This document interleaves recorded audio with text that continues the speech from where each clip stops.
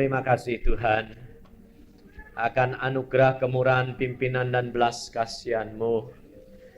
Terima kasih Tuhan kalau pada waktu kami menyembah Engkau memberitahukan kepada hamba-Mu.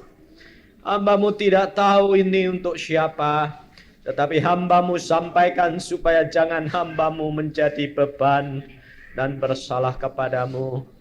Bahwa mereka akan naik mulai hari ini naik dan tidak akan turun apabila Engkau benar-benar menurut kepadaku, kata Tuhan.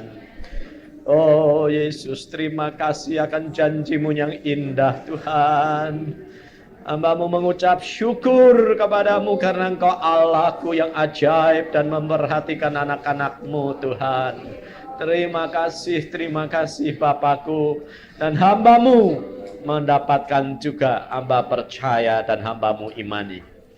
Kami tidak akan turun, tetapi kami naik ke tempat yang tinggi. Haleluya Tuhan Yesus. Haleluya. Mari Tuhan sekarang Kau berfirman. Hamba-Mu mendengar, semuanya mendengar. Urapi kami semuanya. Jangan ada satupun yang ketinggalan. Dalam nama Tuhan Yesus kami percaya. Amin.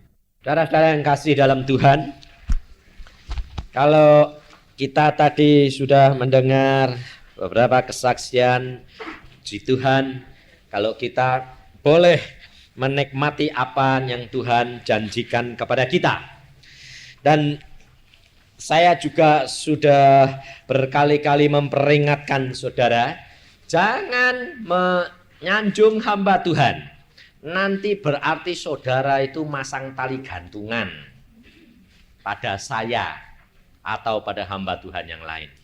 Sebab demikian, saya bangga sedikit saja sudah kehilangan pahala. Pada waktu di Full Gospel, saya bicara sama saudara Sam Hudi. Saya cuma tanya sama yang jaga, yang masuk pintu, kursinya berapa? Hanya tanya kursi loh. Terus Tuhan ngomong sama saya, awas Yusa, kowe tanya-tanya kursi, nanti kalau tahu banyak, nanti terus wah. Oh iya, ampun Tuhan, ndak sekarang aku peduli amat. Saya bilang, nah, ini loh saudara, sedikit saja sudah diperingatkan. Kalau kita peka, kita tidak usah takut. Lalu Tuhan mengatakan pada saya, engkau ingat, sekarang tanamkan terus menerus. Tuhan bilang, engkau hanya mengarahkan. Tetapi semuanya pekerjaan Roh Al Kudus. Saya punya Alkitab yang saya bawa kemana-mana. Kalau kalau diambil orang saya bisa pusing. Sebabnya apa? Di sini ada tulisan yang saya tulis yang tidak dapat saya lupakan. Karena ini pesan langsung Tuhan pada waktu saya di dalam pengasingan. Pesan diingatkan, suruh menulis, bahkan suruh menggambar. Dan Tuhan mengatakan, jangan lupa, kemanapun ingat itu. Bahwa engkau, dari saya ini Tuhan mengatakan, hanya tulang-tulang kering. Yang hanya tulang-tulang kering, dan saya itu dilihatin loh. Pada waktu Tuhan memberikan ini tuh saya lihat. Saya pada waktu itu sedang berdoa, Tuhan mengatakan, itu ada kuburan. Wah, kaget saya. Wong sembahyang, muji-muji Tuhan, kok ditujui kuburan? Lalu saya bilang, kuburannya siapa? Bongkar. Saya bongkar. Yusa mati. Saya sudah dikubur. Lalu, masih utuh tapi, utuh. Masih bagus tubuh saya. Saya lihat, Yusa mati. Tutup lagi. Tutup, ya tak tutupi. Ya wong suruh tutupi, tak tutupi. Sama tanah lu biasa. Tak tulis, Yusa mati. Besoknya saya sembahyang lagi, Tuhan mengatakan, kamu bongkar kuburan itu. Loh, orang sudah mati kok Tuhan, busuk. Enggak, bongkar lagi. Tinggal tulang. Loh, saya bilang, daging saya kemana? Cuma sehari maksud tadi. Habis tinggal tulang kering. Tulang tuh kering. Lalu saya bilang, ya sudah buang saja. Jangan. Lalu saya dapat melihat istri saya datang. Jangan kamu buang, ambilin. Jadi tulang-tulang saya sendiri itu saya ambilin, dimasukkan dus. Istri saya bilang, Pak pulang, biar kering, saya mau. Jadi yang tulang yang kering itu yang dapat siapa? Istri saya. Dan Tuhan mengatakan, ingat, kamu tinggal tulang kering. Alkitab berkata bahwa untuk mengikut Yesus kita harus lebih lama lebih kurang, dan Yesus lebih lama lebih ditinggikan. Dan Paulus mengatakan, aku mati, tapi sekarang hidupku bukan aku lagi, tetapi Kristus yang hidup. Jadi istri saya dapat apa? Tulang-tulangnya. Artinya bahwa istri saya mendapati bahwa saya bukan milik dia lagi, tapi milik Yesus. Ini loh saudara. Dan Tuhan mengatakan, ingat, engkau tinggal tulang kering, dan hanya aku berikan rohku. Di sanalah baru tulang itu mempunyai daging dan otot, dan dapat berjalan barang kemana aku kehendaki. Ini loh saudara. Jadi saya tidak khawatir. Karena apa? Karena Yesus sudah berjanji, aku yang garansi engkau, karena kamu cuma tulang-tulang kering. Jadi tugas Yusa hanya apa? Mengarahkan. Saudara-saudara yang punya channel, saudara sudah punya apa? TV sudah punya, ya. Bagus, ada yang berwarna, ada yang tidak berwarna. Lah, yang tidak berwarna itu karena apa? Lah, belum mampu beli yang berwarna kok, ya toh? Tapi semua anak Tuhan sudah punya TV. Antenanya sudah punya, tapi arahnya kerap kali belum tepat kepada pemancar. Sehingga disetel-setel kelihatannya apa? Kelihatannya ya kelihatan gambar, tapi kabur. Sebab apa? Sebab antena itu tidak terarah pada pemancar yang tepat. Saya tugasnya cuma saudara mengingatkan, engkau sudah punya TV, engkau sudah punya antena, tapi pasanglah antenamu pada pemancar yang tepat. Channel yang tepat. Channel kita di mana? Surga. Maka saudara tadi dia berkata apa? Bukan Yusa loh. Ya, dia dipakai Tuhan untuk mengarahkan. Setelah kena, gambarnya jadi jelas, terang. Lah kalau gambarnya jelas kan enak toh. Ngerti, oh siapanya ngomong, oh begini arahnya harus begini. Nah ini loh saudara. Tapi jangan takut. Kita kalau sudah punya arah yang tepat, hati-hati. Jangan lalu kalau sudah tahu, lalu sengaja memanfaatkan. Lalu memperalat Tuhan, tidak menurut Tuhan. Nah, jadi banyak orang yang sudah dapat tahu, lalu dimanfaatkan sekalian. Nah, lalu umpamanya emahnya sudah sembuh, ya lah.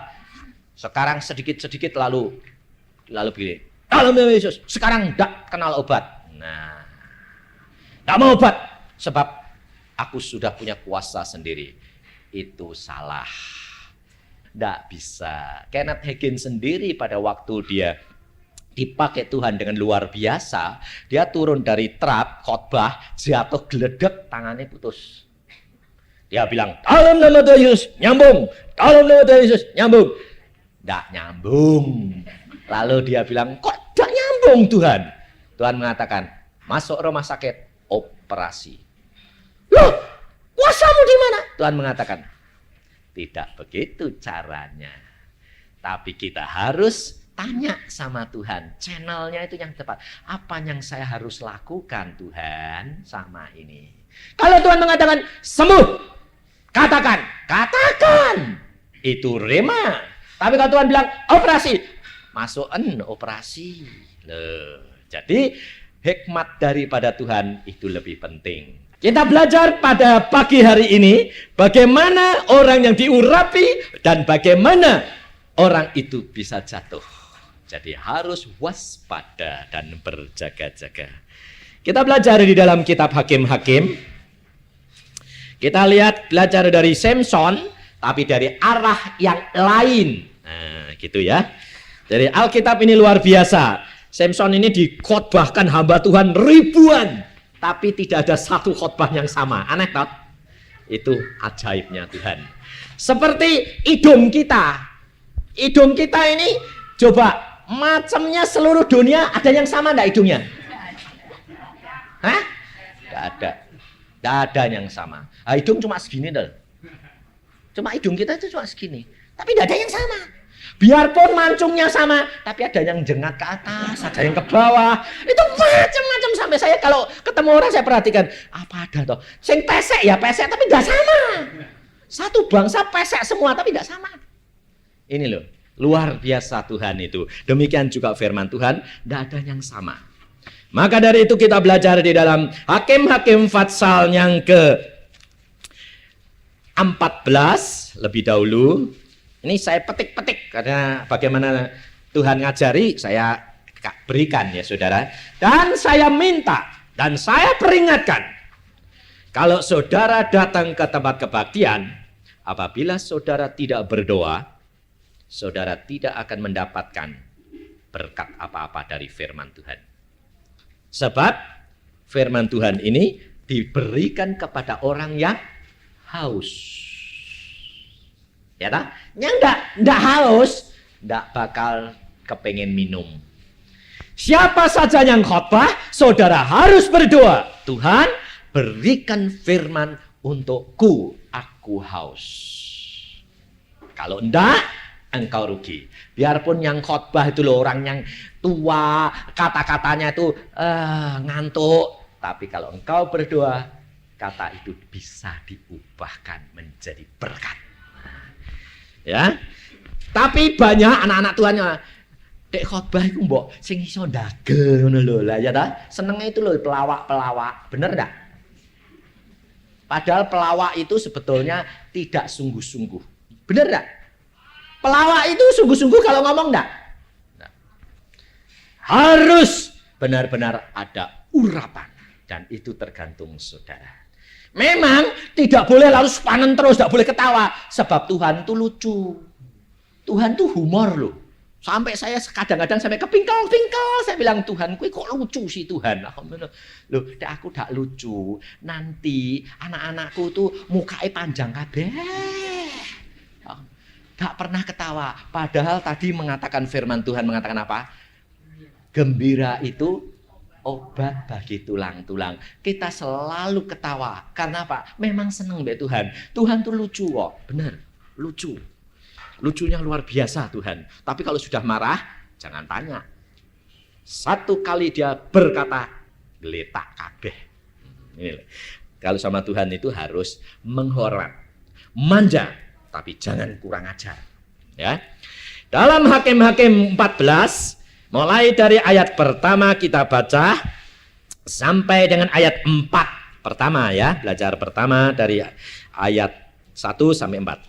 Samson pergi ke Timna dan di situ ia melihat seorang gadis Filistin. Ia pulang dan memberitahukan kepada ayahnya dan ibunya, di Timna aku melihat seorang gadis Filistin.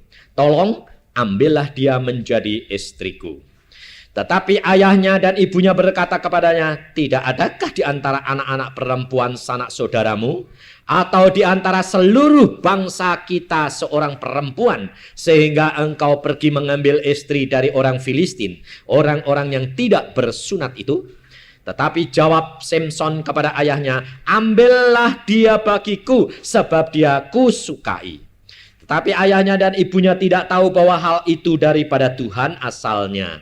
Sebab memang Samson harus mencari gara-gara terhadap orang Filistin karena pada masa itu orang Filistin menguasai orang Israel. Kalau saudara perhatikan, Samson pergi ke Timna. Timna itu satu tempat yang namanya aman, damai, sejahtera. Timna artinya aman sentosa, tidak ada gangguan apa-apa. Ya. Samson pergi ke sana, justru dia melihat apa? Seorang gadis. Gadisnya malah gadis bangsa Filistin yang menjadi musuhnya orang Israel, bukan orang pilihan. Padahal Tuhan di dalam Taurat itu sudah berpesan kepada bangsa Israel, jangan kamu kawin dan mengawinkan dengan bangsa yang tanahnya akan aku berikan kepadamu. Loh, aneh enggak? Lalu ini ayat 4 berkata, ayah ibunya tidak tahu bahwa hal itu asalnya dari siapa? Tuhan. Loh, apa enggak bertentangan? Bertentangan enggak? Tuhan ngomong jangan kawin sama bangsa-bangsa lain. Sekarang malah Tuhan nyuruh Samson seneng sama gadis Filistin. Nah, bertentangan enggak? Bertentangan seolah-olah. Ngerti enggak?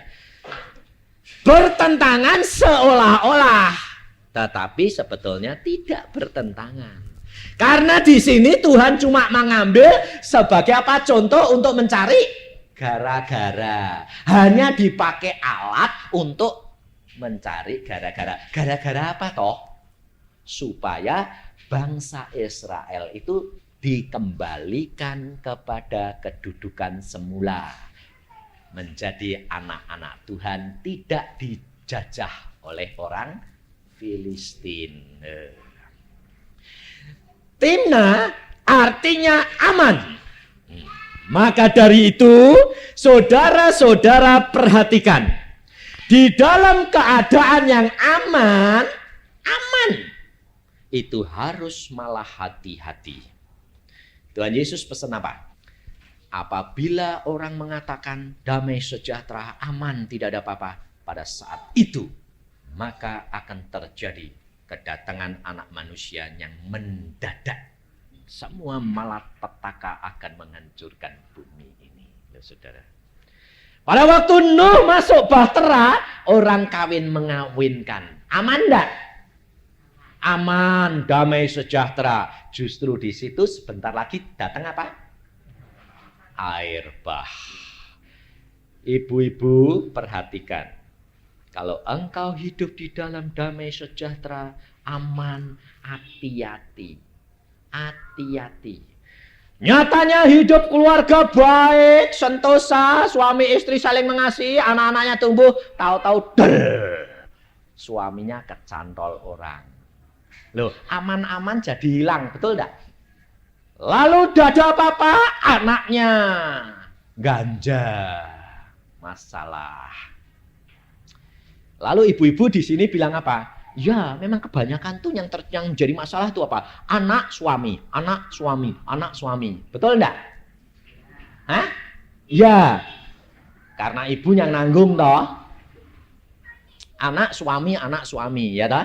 Tapi sebetulnya apa? Karena ibu-ibu tidak waspada. Firman Tuhan mengatakan kalau di dalam suasana aman, hati-hati. Berarti kita harus berjaga dan berdoa. Karena kita tidak tahu kapan akan terjadi dan apa yang akan terjadi. Sebab kalau dalam keadaan aman, kita biasanya tidak tekun mencari Tuhan. Ke gereja ya ke gereja, cuma hanya formalitas. Kalau ada hamba Tuhan mengatakan atau teman saudara mengatakan, kamu harus cari Tuhan. Sudahlah, santai-santai saja, tenang-tenang saja. Kue itu loh ribut-ribut persekutuan sana sini, cari gereja sana sini. Hidupmu kayak apa? Lihat aku ke gereja seminggu sekali. Cukup baca Alkitab, tidak usah. Tapi nyatanya hidup saya aman, damai. Tidak taunya kecantol lah, kapok. Lalu kalau sudah kecantol saya tanya, loh kowe kok bisa kecantol sih? Nggak ngerti. Rasanya itu digodok, ditarik gitu loh. Kayak kerbau kalau dicongok. Karena apa? Karena yang nantol itu kuasa gelap. Tapi ibu-ibu tidak siap. Tidak siap senjata, tidak siap benteng. Sudah kadung lembunya dibawa. Kelangan kebu, bingung. Loh, suami-suami itu enggak podo mbek kebu. Loh, yang kerja siapa? Di rumah tanggamu yang kerja siapa? Suami. Yang ngeluku siapa? Suami. Yang nanti hasil-hasilnya yang punya siapa? Istri. Yang kerja siapa? Suami. Kebune. Tapi kasihan kebo itu, sebab sudah capek malah dipecuti. Ayo toh, kerja lagi bayar. Ya, kita harus siap di dalam keadaan yang aman, tentram, harus sedia. Jangan sampai kebomu nanti ditarik orang. Harus disayang, harus benar-benar dipelihara supaya gemuk-gemuk. Sebabnya suaminya terlalu gendut, ndak ada payu ndak. Mosok tek duitnya akeh. Lah ya toh? Tek duitnya akeh payu. Sebabnya apa? Sebabnya yang dibutuhke duitnya. Samson kok laku kenapa? Sebab Samson kuat loh. Dia kuat, dia punya kuasa. Lah duit itu ndak kuasa. Kuasa. Maka dari itu belajar dari firman Tuhan, maka sejak ini engkau tidak akan jatuh lagi. Dan kalau engkau sudah punya berkat yang Tuhan sudah sediakan, maka engkau tidak akan kehilangan. Seperti firman Tuhan tadi permulaan mengatakan, engkau akan naik terus, tidak akan turun, karena itu janji daripada Allahmu. Tetapi hati-hati.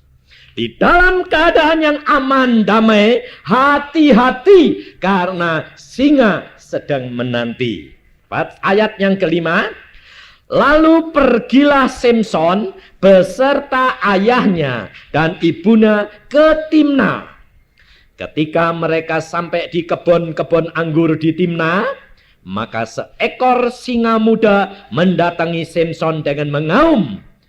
Pada waktu itu berkuasalah roh Tuhan atas dia, sehingga singa itu dicabiknya seperti orang mencabik anak kambing, tanpa apa-apa di tangannya, tetapi tidak diceritakannya kepada ayahnya atau ibunya apa yang dilakukannya. Kalau kita perhatikan saudara, mereka pergi ke Timna, tempat yang aman sentosa. Tetapi ketika mereka sampai ke kebun anggur, loh, datang lagi ke kebun anggur. Kemarin saya di Bon Cafe ngomong kebun anggur. Sekarang datang lagi kebun anggur. Ketika mereka sampai di kebun anggur, kemarin saya berbicara kebun anggur menggambarkan siapa? Menggambarkan istri-istri perempuan-perempuan. Ketika Samson sampai tiba di kebun anggur, jadi ketemu perempuan, yang datang apa? Singa yang menerkam. Yang menerkam bukan orang perempuan kebun anggurnya, tetapi singanya, setan yang menerkam dia. Ini perhatikan. Tetapi karena Samson orang pilihan, pada saat itu roh Allah berkuasa atas dia. Lah, demikian juga dengan saudara-saudara sekalian. Apabila hidupmu masih berkenan kepada Tuhan, seperti Samson pada waktu dia masih tetap melekat kepada Tuhan, ada singa menerkam, roh Al-Kudus segera bertindak untuk menolong engkau. Sehingga singa pun seperti anak kambing, disobek begitu saja, dibuang. Dan keadaan saudara dengan saya lebih bahagia daripada Samson. Kalau kita perhatikan, pada waktu dia berjalan ke sana, Allah ada bersama dengan Samson enggak? Roh Allah berkuasa pada Samson atau tidak? Tidak. Pada saat dia sedang berjalan. Tapi pada saat singa menerkam, roh Allah berkuasa atas dia. Padahal kita sekarang ini sudah punya roh Al-Kudus. Roh Al-Kudus tinggal terus di dalam kita. Nah, kuasanya kuasa mana? Kuasa kita. Karena apa? Karena kalau kita roh Al-Kudus tetap tinggal, apapun kita sudah diberitahu apa yang akan terjadi. Jadi bakal ada apa? Saudara sudah siap-siap membenteng diri. Loh, lebih enak. Lebih enak sebelum kena penyakit sudah tahu, minum obat dulu. Lalu apakah sudah kena penyakit barusan berperang? Seperti Samson. Penyakit nyerang, perang. Atau sebelum penyakit datang sudah dibentengi dulu. Enak mana? Enak dibentengi, tidak ngalami susah. Sebabnya apa? Oh Tuhan, awas jangan jalan sana. Iblis, setan di sana, kamu jalan sini. Kalau kamu sudah mulai berjalan lewat, mulai keluar daripada pagar yang Tuhan berikan, Tuhan mengatakan, awas, jangan melanggar pagar yang aku sudah berikan. Nanti kamu diterkam setan. Nah, ini kerap kali kita tidak dengar-dengaran, tidak taat apa yang Roh Kudus pesankan kepada kita sekalian. Sehingga kerap kali Samson kita mengalami keadaan seperti Samson. Kalau pada waktu pertama kali Samson kawin sama orang Filistin, jadi batu sandungan enggak? Jadi batu sandungan. Tapi Tuhan tahu ini cuma dipakai gara-gara. Akhirnya jadi istri Samson sungguhan enggak? Hanya dipakai alat untuk jadi gara-gara. Jadi saudara jangan kaget. Kalau engkau tidak dekat Tuhan, kemudian anak terjadi peristiwa, lalu menjadi masalah dalam keluarga, suami hilang, itu jangan kaget. Itu hanya dipakai alat oleh Tuhan karena Tuhan mau mengembalikan kamu kembali menjadi anak-anaknya yang sempurna kembali. Sebab apa? Sebab Tuhan tahu kamu sudah jauh dari Tuhan. Saking amannya, enak-enak. Tidak butuh Tuhan. Ini. Tetapi bagi ibu-ibu yang sudah aman, hati-hati. Kau harus benar-benar melekat kepada Tuhan. Jangan saking amannya, lalu kesengsem dengan harta benda, dengan segala sesuatu, merupakan ikatan. Itu berbahaya. Saya sendiri pada waktu mau datang ke sini saya dimarahi Tuhan. Saya barusan cerita sama Samhudi. Jangan saudara kira bahwa makanya saya itu tidak merasa saya punya hasil apa-apa. Tidak, itu hasil kerjaan Roh Kudus. Bapak, saya mau datang ke sini. 2 minggu sebelumnya Tuhan tuh sudah bicara sama saya. Dalam mimpi saya sudah dilihatkan. Tuh lihat, Yusa, kamu ribut sama mobil. Loh, saya padahal pada saat itu tidak ribut mobil. Kenapa? Mobil saya itu CT itu sudah belel, tidak karu-karuan. Saya bilang, malu dong Tuhan, tapi saya mau pelayanan, urusan nanti. Tapi Tuhan sudah melihatkan bahwa sebelum saya pergi ke Surabaya ini saya ribut dengan mobil saya. Atau saya bilang, enggak. Tapi apa yang Tuhan sudah lihatkan itu terjadi. Maka karena apa? Karena setiap kali Tuhan itu memberitahukan kepada saya apa yang akan terjadi sudah diberitahu.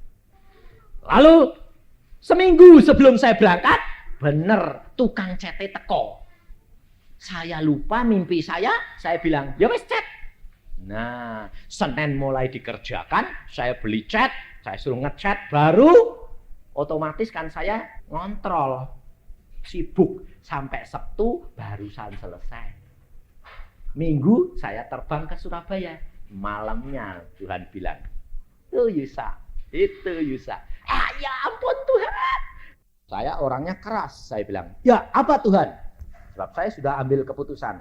Apabila nanti Tuhan tidak berkenan, saya akan teleentrokal sama Sam. Batalkan semua pelayanan Surabaya. Saya tidak melayani sebab saya menurut kehendak Tuhan. Tuhan lihat kenapa saudara? Saya itu membawa beras. Beras itu saking tidak ada waktunya, saya harus ngasih orang makan banyak. Tapi beras itu saya masukkan saja di air yang mendidih. Plung, cepet, ayo. Wah, belum matang lagi. Ayo. Lah, tidak matang. Lalu Tuhan mengatakan, itu apa kerjamu? Kamu aku suruh kasih makan orang segini banyaknya, tapi yang kamu bawa beras mentah. Tahu enggak? Aduh, ya betul Tuhan. Saya bilang, ampun, saya minta ampun. Saya batalkan Surabaya ini Tuhan. Saya tidak melayani. Sebab percuma ngasih makan orang itu beras, tidak nasi. Saya bilang. Tapi Tuhan mengatakan apa? Habis itu saya berdoa begitu, saya tertidur lagi. Saya sudah ambil putusan loh. Tuhan mengatakan, tidak caranya begitu. Loh, lah bagaimana? Bukankah engkau itu tulang-tulang kering? Oh iya, tulang kering. Saya bilang, tulang kering. Nah, tetapi yang mengerjakan siapa? Roh Al-Kudus. Aku nanti akan memberikan segala sesuatu melalui engkau. Engkau hanya saluran. Dan semua berkat itu anugerah Allah. Dan saya ditunjukin lagi. Pada waktu kecil, saya itu main kelereng. Suka main kelereng. Tapi yang main orang banyak, hasilnya sudah diambilin orang banyak. Tetapi saya di situ masih ada 1 biji. Dan di dalam permainan itu yang megang 1 biji itu kan pegang peranan. Karena siapa yang sudah mendapatkan 1, maka yang semuanya harus dikalahkan. Kalau semuanya dapat dimatikan, kelerengnya itu dikenakan, maka hasil mereka kembali kepada saya. Dan saya dilihatkan, saya lihat, tinggal saya ini cuma punya 1.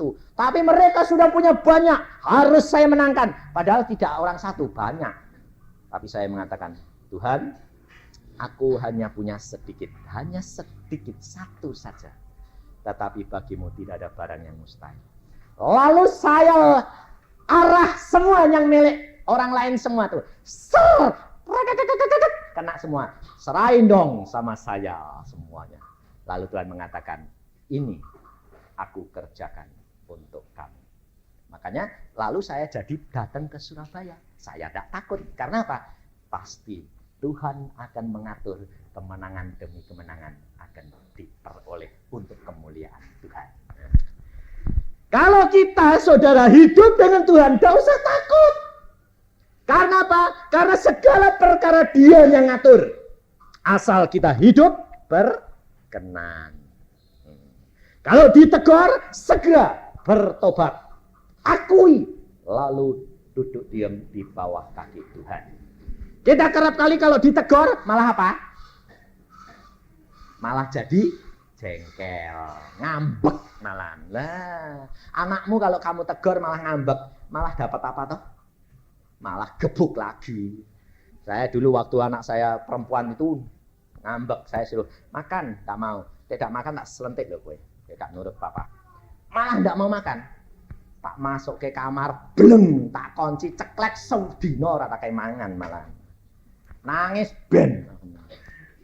Saya itu dulu kalau ngajar anak keras luar biasa. Tidak minta hikmat Tuhan. Sekarang, wah semua itu saya bilang Tuhan kasih hikmat. Anak saya itu yang saya ajar perempuan begitu, tidak bisa lupa sampai umur 18. Papa dulu kerasnya kayak gitu. Tidak nurut, masuk kamar, ceklek. Sehari suntuh, tidak dikasih makan, tidak dikasih papa. Bayang. Ini dunia, tetapi bukan Tuhan. Tapi Tuhan harus mengajar dengan kasih. Kasih bukan belas kasihan. Kasih tetapi menurut Tuhan, itu kasih. Maka kita harus hidup di dalam Dia. Supaya jangan sampai kita terperosok. Pada waktu kita menghadapi bahaya, jangan takut. Roh Al-Kudus akan membela kita. Menolong kita di dalam menghadapi segala perkara. Maka perkaramu, problemmu seperti singa yang mengaum-ngaum itu jadinya seperti anak kambing. Loh, anak kambing itu ganas enggak? Musuhmu yang mengaum-ngaum itu menjadi lunak. Kamu buat apa? Kamu buat apa? Dia nurut. Karena engkau punya kuasa Roh Al-Kudus di dalammu. Jadi jangan takut. Kalau ada masalah problema di luar, engkau katakan, Tuhan, aku sekarang sudah sadar. Aku sekarang sudah tahu caranya bagaimana menaklukkan segala kuasa gelap itu. Hanya dengan kuasa Roh Al-Kudus. Tetapi firman Tuhan mengingatkan kepada kita di dalam surat Rasul Petrus, 1 Petrus pasal yang ke-5 ayat yang ke-7 dan 8. Supaya kita tahu bagaimana kita ini harus bertindak. 1 Petrus pasal 5 ayat 7 dan 8. Serahkanlah segala kekhawatiranmu kepadanya, Tuhan. Sebab Tuhan yang memelihara kamu. Sadarlah dan berjaga-jagalah. Lawanmu si iblis berjalan keliling sama seperti singa yang mengaum-ngaum dan mencari orang yang dapat ditelannya. Jadi kalau orang Kristen itu kena pencobaan, ditelan setan, ditelan sama singa, salah siapa? Salah singanya? Hah? Salah sendiri karena kamu keluar dari jalan Tuhan. Setan tidak akan dapat masuk ke jalan Tuhan sebab Tuhan suci, dia tidak berani. Tetapi saudara yang hidup di dalam kesucian dan kekudusan, saudara keluar dan saudara diterkam oleh singa. Maka firman Tuhan di dalam ini dikatakan, lawanlah dia dengan apa? Iman yang teguh. Iman yang teguh. Sebab kamu tahu bahwa semua saudaramu di seluruh dunia menanggung penderitaan yang sama. Jadi jangan cuma saudara itu selalu apa? Iya, orang lain tuh seneng. Saya ini loh susah. Asal ketemu orang ditanyai, bagaimana kabarnya? Susah. Kenapa susah? Kamu sudah punya segala-galanya. Iya susah. Suamiku hilang, anakku ganja.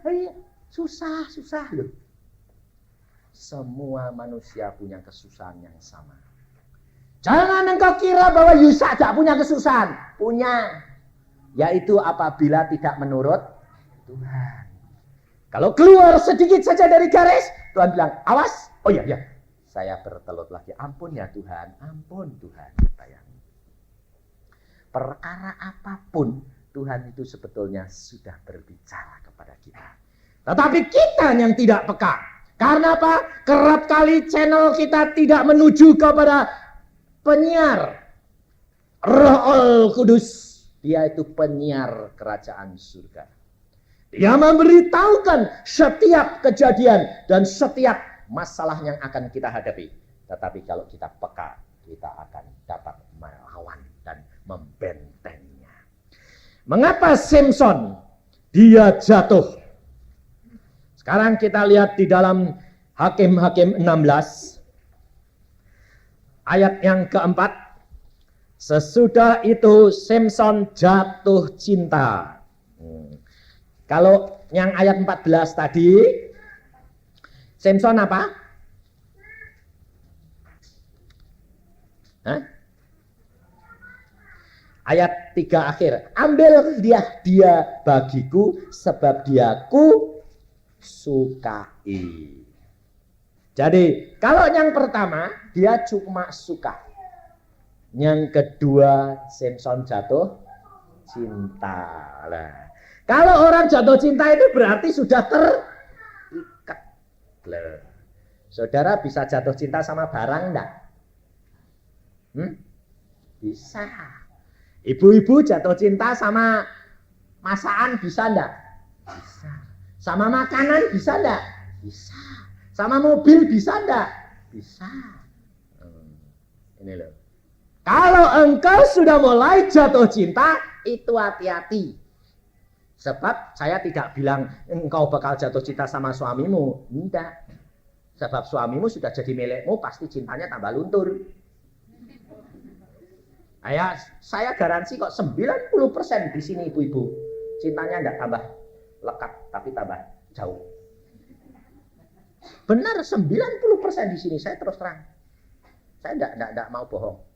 Cintanya sama suami, coba diukur. Cintamu pada waktu kamu pertama ketemu kawin bulan madu sama sekarang cinta mana? Jujur coba. Berani bilang cinta sekarang. Enggak toh? Enggak, terus terang yang enggak itu jujur malah ngomong. Yang lain tuh dalam hatinya iya. Tapi malu. Itu kenyataan ya saudara. Tapi engkau coba tanya istri saya. Loh ini saya terus terang. Istri saya kerap kali tanya, loh kamu sama suamimu enggak tahu tuh, tambah lama tambah cinta saya. Wong sampai kadang-kadang tuh dia bilang, aku ini kok gregetan delok kowe. Loh kenapa kok gregetan? Tambah lama tambah kepengin cedak terus, kepengin ngambungi terus. Wah! Lah aku bilang gini, itu tandanya kasih. Loh. Cinta itu meningkat terus. Itu kenyataan loh. Sehingga hidup kita itu kayak pacaran terus. Anak-anak tuh sampai bingung. Mama kayak papa sudah kumpul, sudah jejeran gitu. Kayak orang pacaran baik. Oh sudah tua loh pak. Loh ben toh. Tua ya ben. Nah tua kan umure. Muda terus kok saya bilang. Sebabnya apa? Kepingin kumpul terus itu. Luar biasa Tuhan itu. Selalu itu rasanya itu kayak kumpul tuh senang. Wong saya itu kalau di Bandung mau pergi kemana istri saya itu ngintil terus. Loh kok udah di kerjaan? Saya bilang, mbok kepingin melu terus kok ini. Wah, sebaliknya saya kalau di luar kepingin pulang terus bingung enggak? Ini loh saudara. Itu keluar sendiri, bukan dibikin-bikin. Enggak bisa dibikin-bikin, itu keluar sendiri saudara. Sehingga anak-anak itu kalau jam makan mereka tidak ada yang makan di luar. Mereka sedapat mungkin pulang. Sebab apa? Loh kenapa gue kok ribut kepengen mulai? Tek mangan itu campur, papa mama itu rame. Gurau, ngomong, mengemukakan pendapat. Loh. Anak-anak itu jangan, orang tua ini ya, anak-anak itu jangan ditakut-takuti. Malah kalau anaknya sudah mulai dewasa, umur 15-16, itu kan sudah musim pacaran. Wah, orang tuanya bilang, kalau ngomong sedikit, tadi loh, aja ngomong pacaran-pacaran, saya cilik. Kalau saya enggak. Tadi ada sekolahan. Wah, rame pak. Temanku itu seneng mbek sebelah. Wah, terus piye? Wah, dia malah cerita. Loh, yo terus terang. Kowe ya melu seneng toh. Wong ndek kembange. Ya, terus ya tak godho. Nah, carane piye? Gini, malah tak ajari aku. Sehingga orang anak-anak ini sering mengemukakan masalahnya kepada orang tuanya. Enggak tedengaling, enggak disimpen-simpen. Oh, kowe nek seneng tak ajari carane ngene. Tapi nek sudah tak ajari, dia senang, tak tutup dengan apa? Tapi tanya Tuhan, itu jodohmu ra? Nah, mak kletek. Dene mulai sembahyang, nek dak jodohne ya rugi. Wis mbok uber-uber ora jodohmu, percuma. Nah, gak jadi lagi. Makanya sampai sekarang belum ada yang punya pacar. Belum punya, semua tiga belum punya. Saya bilang, kenapa kamu belum punya? Saya takut dan saya bilang, Tuhan berikan aku yang terbaik dan pilihkan aku yang terbaik. Jadi enggak mau sendiri. Karena apa? Karena menurut Tuhan lebih dari segala-galanya. Dia lihat kehidupan ayah ibunya. Saya mengatakan, kalau engkau ditunjuk Tuhan seperti bapakmu ditunjuk, itu pacarmu, itu calon istrimu, engkau akan mendapatkan yang terbahagia seperti papa dan mama yang alami. Masalah boleh datang, gelombang boleh ada, tetapi tetap kita sampai ke pelabuhan dengan damai dan sejahtera. Dan engkau menikmati semua. Sehingga menjadi moto mereka, tanya Tuhan, berjalan dengan Tuhan, bersama dengan Tuhan, dan Tuhan yang menunjukkan segala-galanya. Ini saudara. Lalu Samson jatuh cinta kepada seorang perempuan dari lembah Sorek, namanya Delila. Lah, lembah Sorek. Sorek itu artinya kebon, memilih kebon anggur. Sorek artinya memilih kebun anggur. Samson jatuh cinta kepada apa? Delila. Ternyata nama Delila artinya apa? Tambah lama tambah layu. Yang dipilih dia jatuh cinta di kebun anggur, tetapi ternyata anggurnya itu hanya hidup sekejap. Tapi setelah itu layu. Apa yang didapat Samson? Karena dia tidak tanya-tanya sama Tuhan. Apa yang didapat Samson? Mata Samson hilang. Dicungkil. Karena Tuhan mau menyatakan engkau buta. Karena engkau jatuh cinta sehingga mata rohanimu buta. bahwa yang kau pilih itu adalah pohon anggur yang sudah mulai layu dan hanya memabukkan, hanya menghasilkan buah satu kali yang memabukkan saja. Setelah itu layu. Saudara tahu. Maka dari itu untuk ibu-ibu, untuk masa depanmu tergantung daripada ibu sekalian. Karena suami tidak dapat diharapkan. Tetapi berbahagialah kalau suami-suami sudah takut akan Tuhan. Maka ia akan mendapatkan berkat yang luar biasa. Akan anak-anaknya akan mendapatkan berkat dan menjadi anak-anak yang perkasa. Tetapi kalau suami-suami belum, tergantung daripada ibu-ibu. Bagaimana ibu melekat kepada Tuhan sehingga dapat membawa suamimu kembali ke dalam posisi yang Tuhan kehendaki, menjadi anak-anak Tuhan, sehingga berkat Tuhan itu melimpah di dalam keluargamu. Tetapi kalau engkau sudah mendapatkan karunia, engkau sudah dapat berkat dari Tuhan, hati-hati. Jangan kita jatuh cinta sehingga mata rohani kita menjadi buta. Tidak minta pimpinan Roh Kudus, maka kita akan tersesat. Tapi kalau kita berjalan menuju yang Tuhan kehendaki, pasti kita akan selamat. Karena itu sudah dijanjikan Tuhan kepada kita. Itu hak anak-anak Tuhan. Anugerah Tuhan. Kita akan dididik oleh Tuhan. Dipimpin terus. Naik sampai sama seperti Yesus. Sehingga hak kerajaan surga menjadi bagian kita juga. Maka dari itu firman Tuhan hari ini memperingatkan kepada kita sekalian. Bagaimana menjadi anak Tuhan yang perkasa. Menang dari kemenangan kepada kemenangan. Naik terus dan tidak turun. Sampai kita dijemput Tuhan. Amin. Mari kita berdoa. Tuhan, firman-Mu sudah hamba sampaikan. Apabila Engkau dari permulaan sudah berfirman, sudah menjanjikan mulai hari ini Engkau akan naik. Dan hamba-Mu percaya pasti anak-anak-Mu di sini sudah mengambil suatu ketetapan, suatu keputusan bahwa mereka mau menerima Engkau dan melakukan sesuai dengan firman-Mu. Langkah demi langkah mau berjalan barang kemana Engkau kehendaki. Dan melakukan apa yang Roh Kudus pimpin dan nyatakan di dalam kehidupan kami. Sehingga hidup kami naik terus menuju kepada kesempurnaan. Terima kasih Bapa. Hamba serahkan anak-anak-Mu kembali dalam tangan-Mu. Roh Kudus, Engkau berbicara terus. Engkau ajar anak-anak-Mu terus. Supaya mereka peka. Mereka tahu. Dan mereka waspada. Mereka berjaga-jaga untuk apa yang akan terjadi. Karena kami tidak tahu. Tapi Roh Kudus kami sudah tahu. Apapun yang terbaik bagi kami. Itu sudah diberikan kepada kami. Terima kasih Tuhan. Kami serahkan hidup kami selanjutnya dalam tangan-Mu. Di dalam nama Tuhan Yesus Kristus. Haleluya. Amin.